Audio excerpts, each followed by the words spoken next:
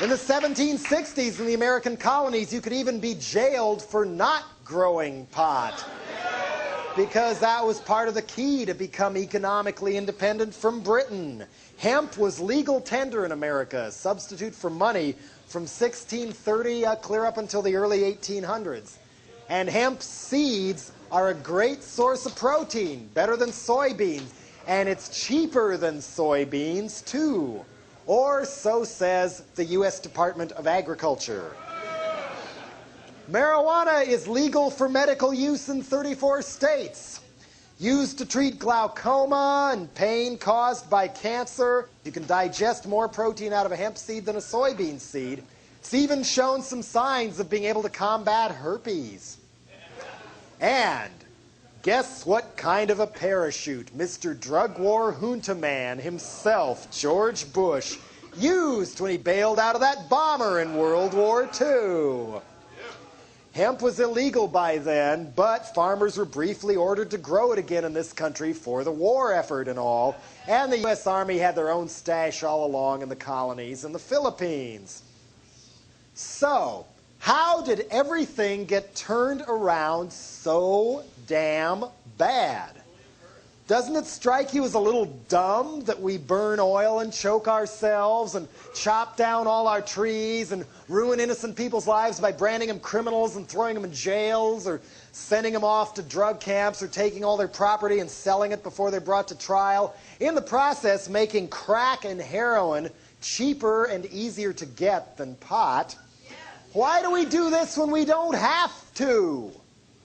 Meanwhile, the police chief of L.A., Daryl Gates, gets front-page approval for telling a U.S. Senate committee that pot smokers should be shot on sight.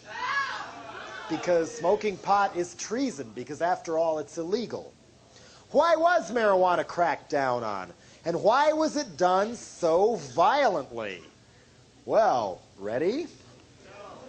In 1936, Popular Mechanics magazine hailed the invention of a new machine to process hemp, predicting that marijuana hemp would once again become the world's largest cash crop.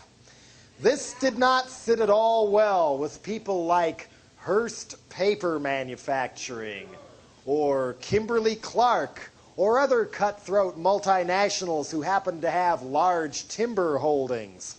Didn't sit too well with tobacco barons, for obvious reasons. And it sure as hell didn't sit too well with our old buddies DuPont. Hemp processing uses only 1/5 the chemicals needed to process wood pulp, and DuPont had just patented a new wood pulp sulfide process. And DuPont's patented plastic fibers had just passed up hemp as the number 2 fiber next to cotton, and they wanted to keep it that way. And the last thing the big drug companies wanted was to lose their share of the ever-lucrative disease industry market to more affordable medicine made from marijuana or other natural ingredients, because, check this out, you can't own and make money off a patent for medicine in this country unless the medicine has chemicals in it. If it's all natural ingredients, you can't patent it. Maybe that's why we don't have access to a cure for cancer or AIDS, or why the health food store I go to keeps getting harassed by federal authorities for selling herbal medicines. Meanwhile, guess who owns Congress? So, marijuana was outlawed in 1937. And they fanned the racism fires, playing the racism card just like they do when they want to crack down on rock and roll or rap or hip-hop or something like that. They said that smoking marijuana might cause you to fall under the influence of listening to jazz. And I believe it was even said on the floor of Congress that marijuana had to be banned because smoking it might make a black man look at a white woman twice. And let's not forget that U.S. Treasury Department funded documentary film called Reefer Madness.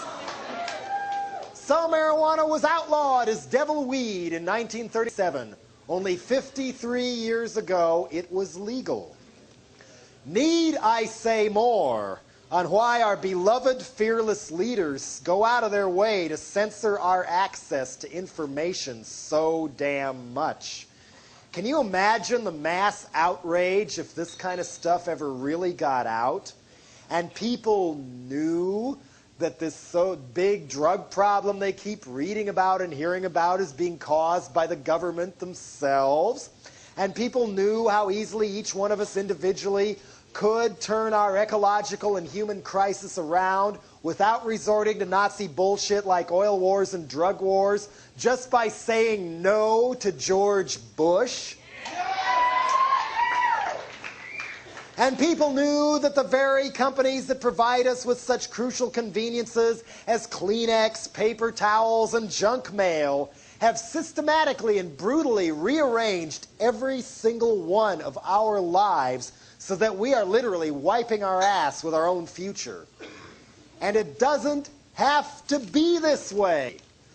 I mean, I'll tell you, I do feel kind of funny saying all this because I used to be a pothead and I hate smoking the stuff and the whole low-energy stoner deadhead vibe that comes with it. But you don't need to smoke pot to realize that the real drug problem in this country is not the drugs. And we can help solve our drug problems, crime problems, environmental problems, even our racial problems, if we say no to George Bush and get together and grow more pot.